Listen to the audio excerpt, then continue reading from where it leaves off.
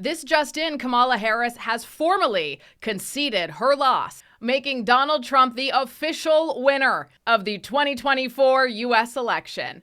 They are not taking it well, though. But that message obviously was not enough to get enough white women to vote for Vice President Harris, a fellow woman. This will be the second opportunity that white women in this country have to change the way that they interact with the patriarchy. Wow, I need a drink if I'm expected to get through this. About Trump winning? No. It wouldn't be the first time a rich white man win, so it's okay. It's going to be the same as it always is. I'm Jasmine Lane, and yes, I may be Canadian, but my God, do I ever love freedom and reject globalism and the insanity demonic possession that is the woke left. Before we continue with some of the most unhinged and insane reactions to Donald Trump legally, fairly winning an election, hit that subscribe button. You can also like the video and comment your thoughts down below. What are your opinions on all of this? To say really quickly, too, Democrats need to be mature and they need to be honest. And they need to say, yes, there's misogyny. But it's not just misogyny from white men. Mm-hmm. It's misogyny from Hispanic men. Right. It's misogyny from black men, things we've all been talking about, who do not want a woman leading them. Might be race issues with Hispanics. They don't want a black woman as president of the United States. You know, the Democratic Party, I've always found when you're sitting around talking, they love to just sort of balkanize everybody into these separate groups and say, oh, white people don't like women and black people. No, it is time for the Democrats to say, okay, and you and I have talked about this before, a lot of Hispanic voters have problems with black candidates. Right. A lot and of, with other Hispanics. You've got some that don't like each other. And some of the most misogynist things I've heard going on this Get Out the Vote tour came from black men. I mean, misogynist things. So you're absolutely right. It's not simplistic. And we've got to have real honest conversations about it. Real honest conversations. Get it through your head. Your globalist agenda, woke victimhood cult is not working. Who are we as a country? And we're starting to find out. And from what I'm seeing right now, I'm not sure I like it.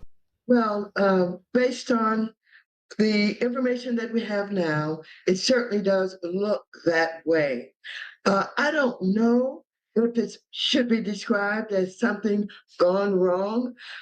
Evidently, the majority of basically whites in this country willing to accept a dishonorable human being, someone who has been convicted of 34 felonies, someone who has been openly and brazenly racist, someone who has, talked about his love for Putin and Kim Jong-un and made some statements favorable to Hitler.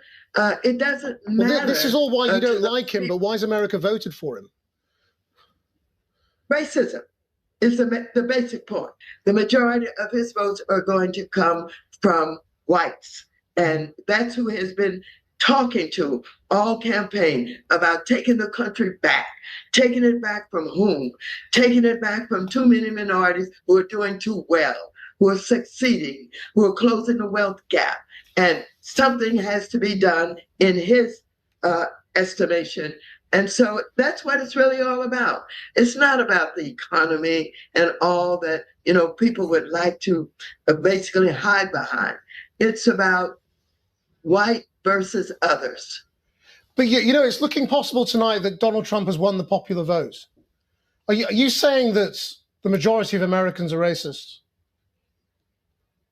I'm saying the majority of the Americans will buy into anything as long as they believe that somehow they will have more advantage, they will have more ownership, that they don't have to worry about others who will be equal to them.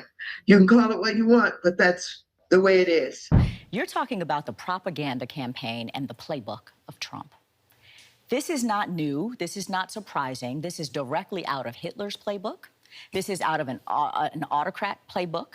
This is a way to, I mean, the things that Trump has done masterfully, frankly, is to get the entire, to get a big part of the population to believe that the game is rigged and to sow distrust in public institutions and the free press. And here is the thing. At the end of the day, the number one thing, probably the only thing that the left in both Canada and the US has been good at is dividing an entire country based on our differences. Though they model it under compassion, though I have no idea what is compassionate about telling a person of color that they aren't as good as the person who is pale in color. And by telling one race that you should be ashamed to be who you were born as, the West is tired. We are tired of the wokeism. We are tired of being lied to and silencing us when we try to use our voices. As I've said in past videos, you can go and change bills. You know, a new government gets elected, great. They can go and reverse some of the damage done when it comes to the economy or housing or whatever the issue is. What they can't go in and reverse, though, is the very real abuse that has happened to its citizens' brains.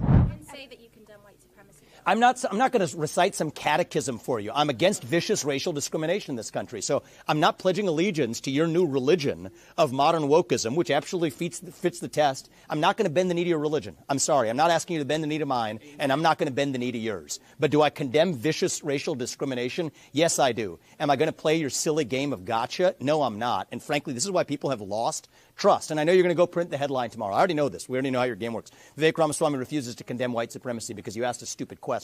The reality is, I condemn vicious racial discrimination in this country, but the kind of vicious and systematic racial discrimination we see today is discrimination on the basis of race in a very different direction. You want to know what the best way is to end discrimination on the basis of race? Stop discriminating on the basis of race. Do that, and we're going to move this country forward. And I don't care whether you're black or white or brown or anything in between.